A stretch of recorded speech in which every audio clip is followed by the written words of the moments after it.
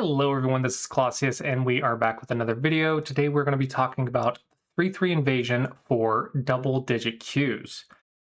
Before we get into it, a quick shout out to my lessons. I do offer lessons and I do teach Go for a living, so if you like my teaching style, please consider checking it out at seansgogroup.com/lessons. Okay, let's go ahead and jump into it. So first, we're going to talk about the basic 3-3, or the basics of the 3-3 invasion. So taking the corner is perfectly valid. The goal for the start point is actually to get this chunk of the board right here. So it's very, very okay for the opponent to take away your corner, because that's not what you're after, right? That's the last thing you want with the start point. So this is very expected and common and not that big of a deal. But a lot of players are scared of it because they think I played here, so I want the corner. That's actually not true. If you want the corner, you should play something like this or like this. So the start point does not want the corner, it wants the center. So what you want to do is simply block and just try to surround. Now, whenever you're playing a corner pattern, you want to think about the fact of, can I ignore? So if you ignore and black plays here, white is dead, so white cannot ignore yet. Now, the normal pattern is here or here. I'm going to encourage this one because it's going to be a little bit easier to handle. And then white slides right here and you make your extension. This extension, I think, is very, very important for double digit Qs because your wall wants to extend and then build up to get this section of the board, right? So you'll have your foundation, and then you're going to bring your foundation up into the center. Right, and this is very important because a lot of the times I'll see players ignore and do something like this, and their opponent will wedge the right side of the board. You push towards thickness as you're supposed to, and all of a sudden, this becomes a weak group at double digit Q.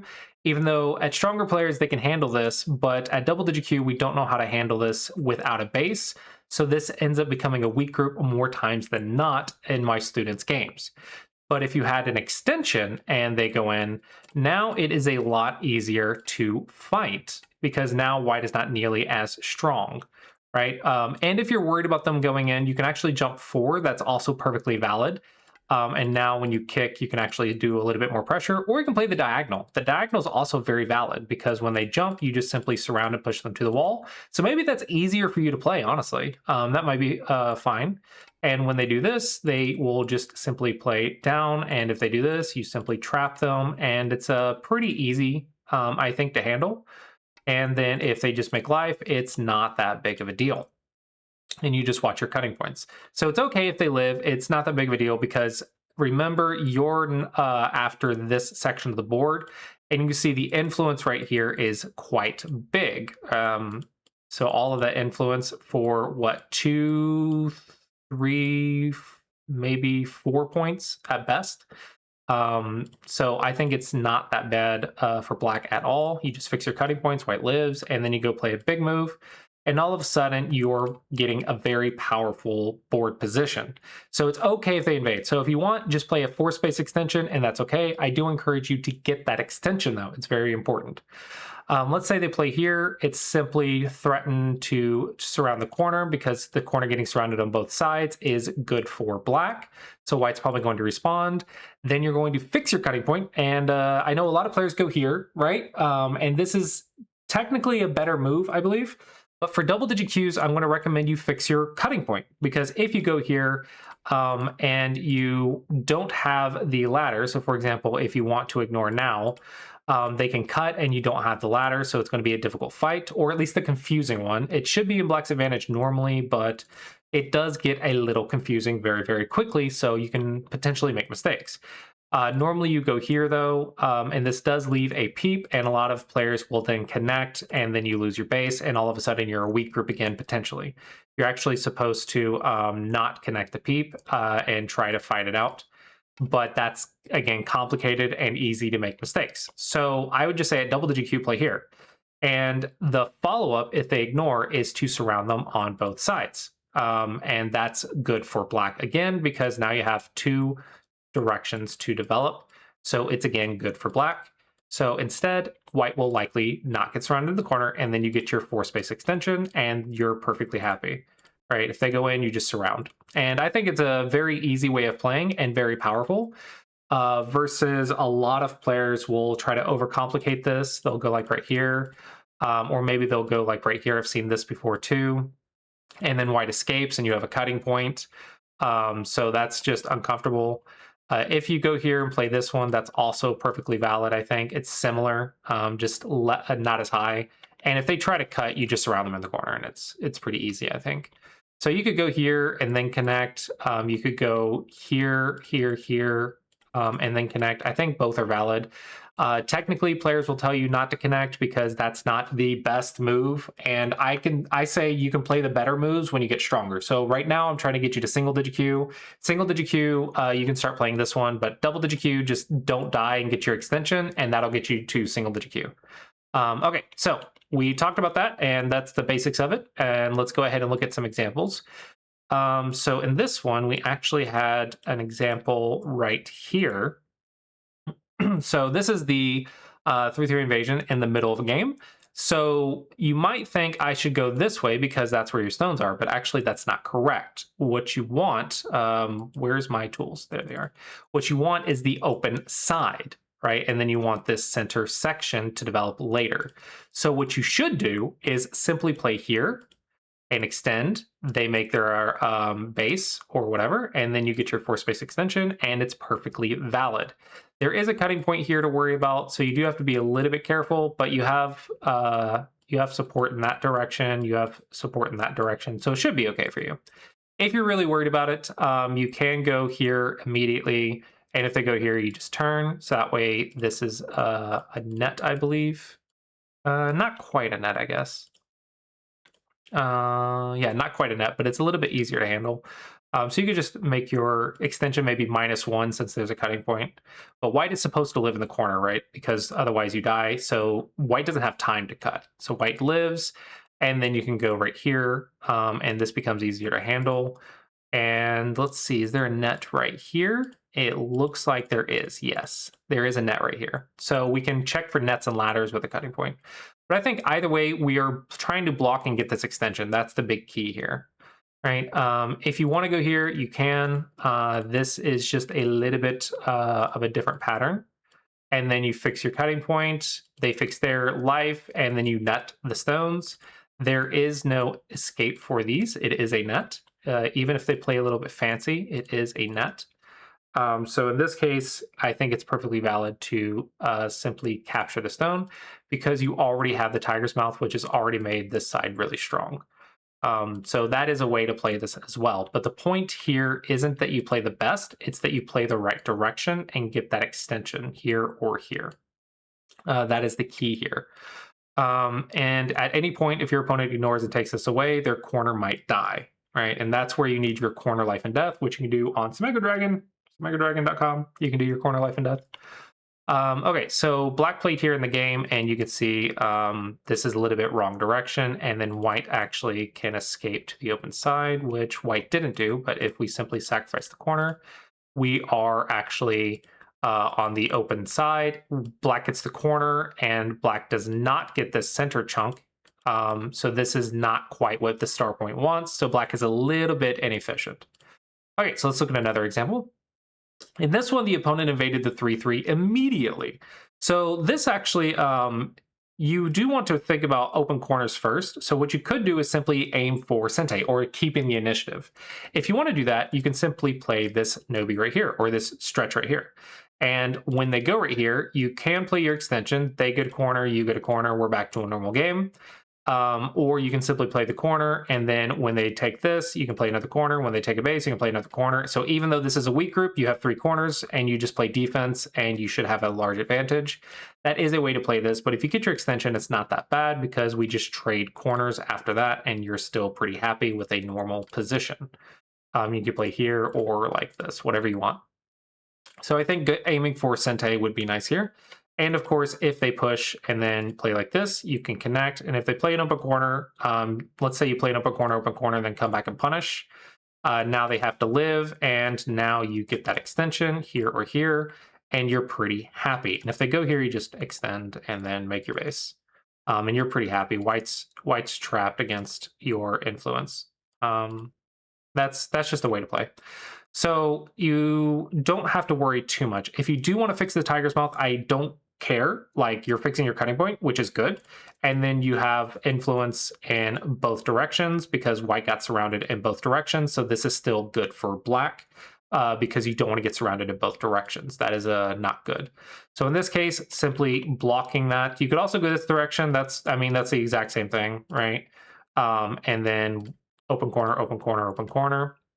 And if white takes this open corner, it doesn't really matter. And then you just play a different game. You could play here, and then later you could build up the bottom. Or you can just continue to play the open sides like this, and that's perfectly valid.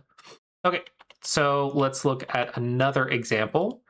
In this one, white invaded here, so we have two options. We have this direction and this direction. Both look like they're similar because it's star point to star point, and this one is star point to star point. So it looks similar, but actually there's an enclosure right here, so this is a little bit higher up versus this one is only at the 4th line. This one is at 1, 2, 3, 4, 5, 6.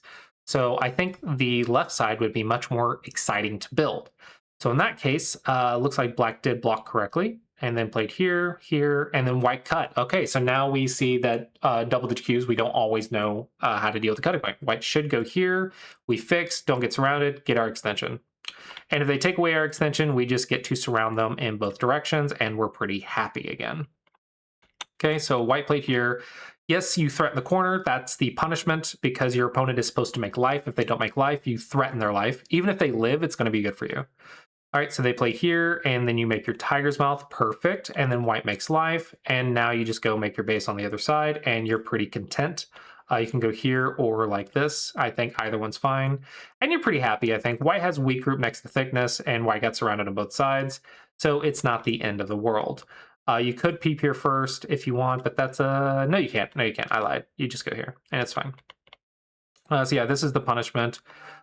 If you want, you could go here and threaten the ladder in the future, and then if white plays like they did in the game, technically they're supposed to play here, but if they play like they did in the game, then you actually have a net, so it's slightly potentially better. And then if they go here, you just peep and then threaten the life of the corner. So this is a little bit alive, so it's not as good, but is something you can consider is just going here. But I think just going down to threaten the life in the corner is perfectly valid. If you are worried about this, then you can play the Hane one move sooner because now it's an easier life and death problem. And now we go here, they have to live, and now it's a net.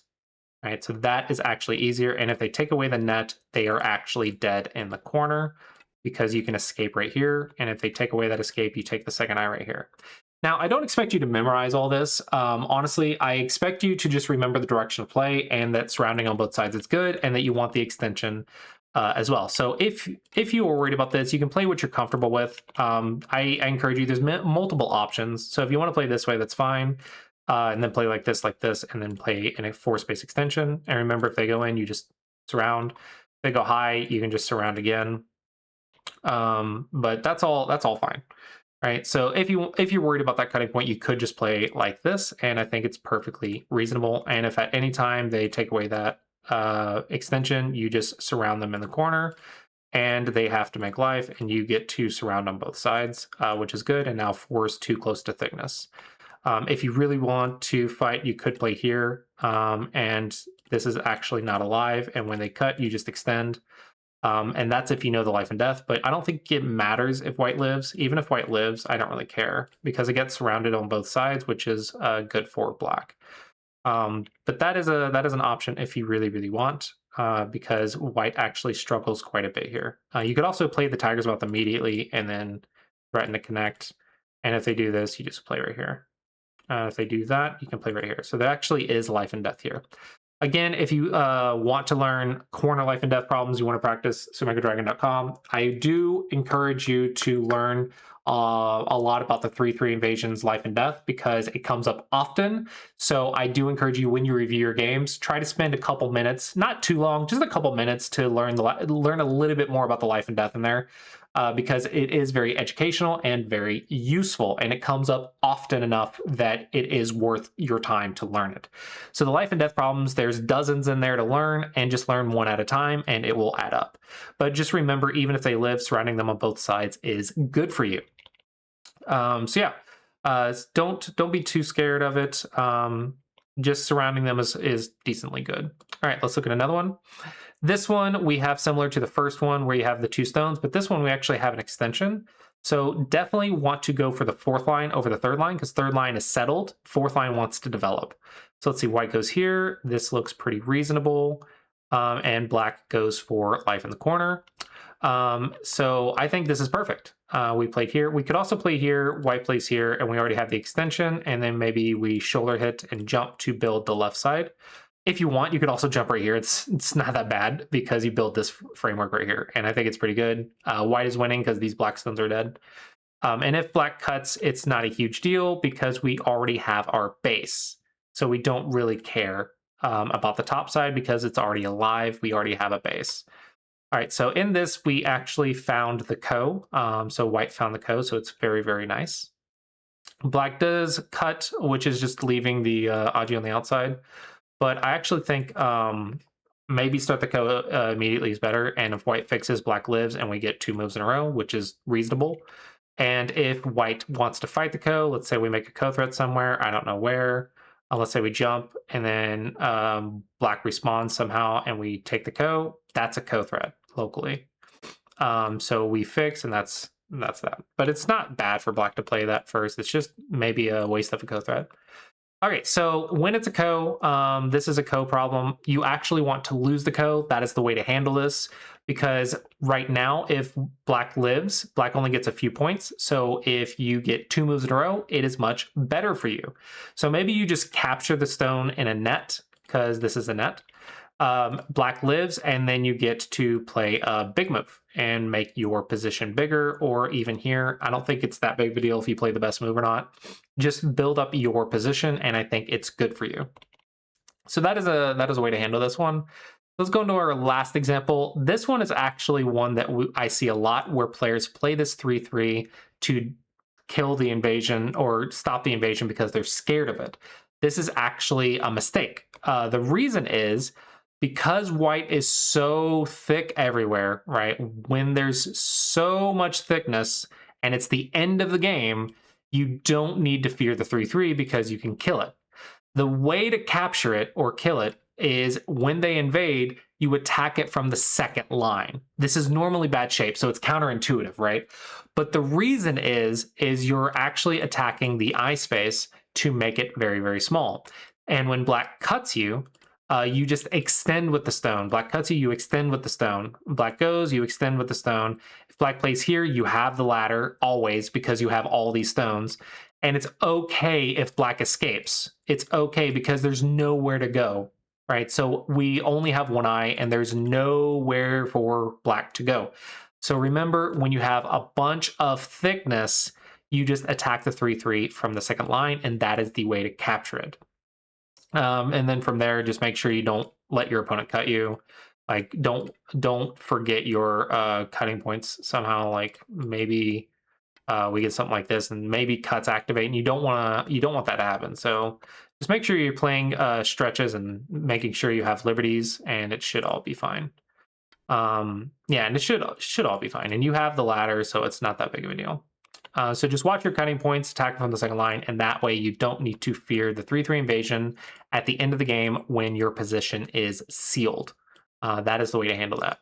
All right, so that's a lot of notes about the 3-3 invasion. I encourage you, if you are struggling with it, maybe watch this video a couple times just to understand the different ways we can handle it.